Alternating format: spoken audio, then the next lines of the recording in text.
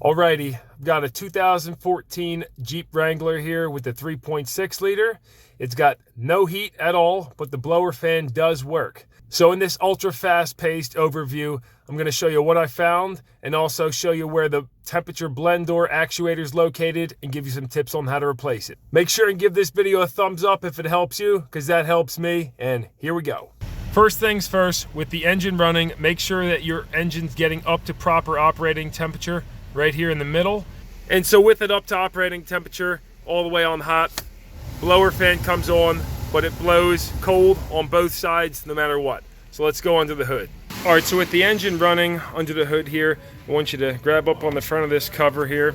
That's gonna slip off this rubber grommet off this tower here, and then pull the cover back, and then it quite simply slips off of those two right there. And then on the back here, I want you to put your hand on both of these hoses that run to the heater core and make sure with the engine running that these are both hot to the touch, up to operating temperature. If they're not hot or only one is hot, you might have a clogged heater core or a problem there. So both of these are hot with the engine running. Let's go back in the cab. Now, since we know that hot coolant is getting up into the cabin, that can mean one of three things. This control head is not telling the blend door actuator to go to the hot setting, or the blend door actuator is faulty, or the door inside is jammed up or stuck.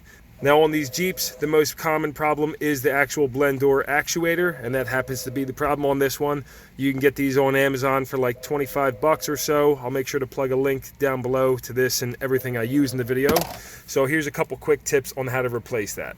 I've put this back together partially just to show you a quick version in a nutshell how to access and replace this blend door.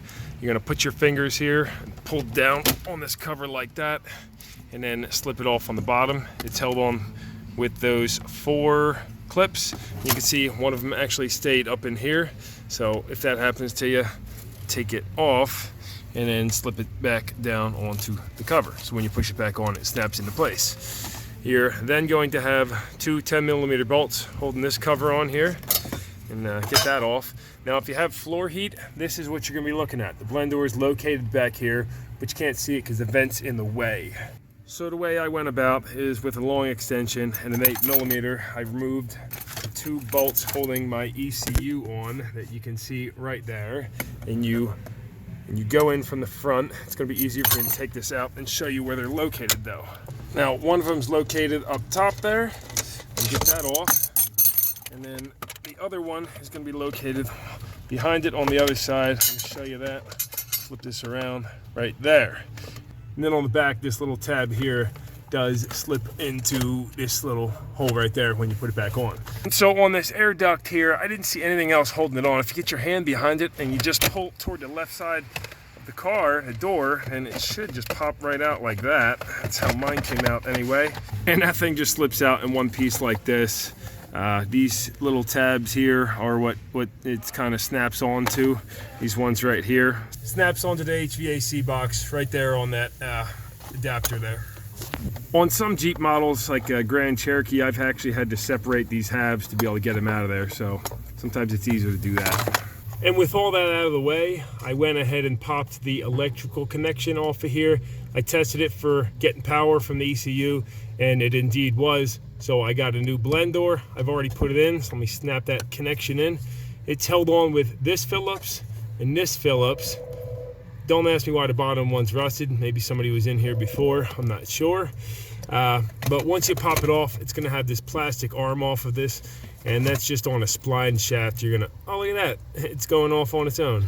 So there's the blend door working, and that's in the hot setting. The key's not even on. It actually just did that on its own.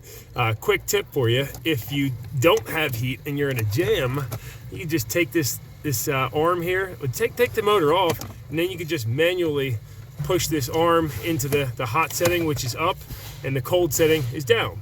So if you need heat in a jam, you can do that. But now that this is in, I'm gonna assemble this stuff back on. All right, with the key on, let's just verify operation again, turning it to cold, all the way cold. There is all the way cold right there. And go to hot, that is all the way hot. Boom, so it functions properly now. got it all back together. Of course, assembly is going to be reverse of removal.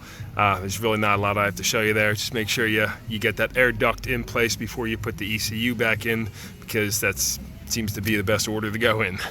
And after taking this old one apart, it doesn't seem the gears are stripped out or seized or anything. A lot of time you'll see these all stripped out and such. Motor probably just has a dead spot in it or something like that.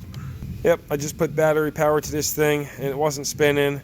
Then I gave it a good little spin and it started spinning, so it's just got a dead spot in it. So if you want to rebuild yours, there's a part number for you. Maybe that's a part number, I'm not sure. Or take it apart and rebuild it. Probably not worth it though, with how cheap these things are. So I'm going to get this wrapped up now. Again, just wanted to keep this real quick and give you some insight on if you have no heat and how to diagnose it and replace that blend door. Just give you some tips in there. I know I went pretty quick. Sorry about that.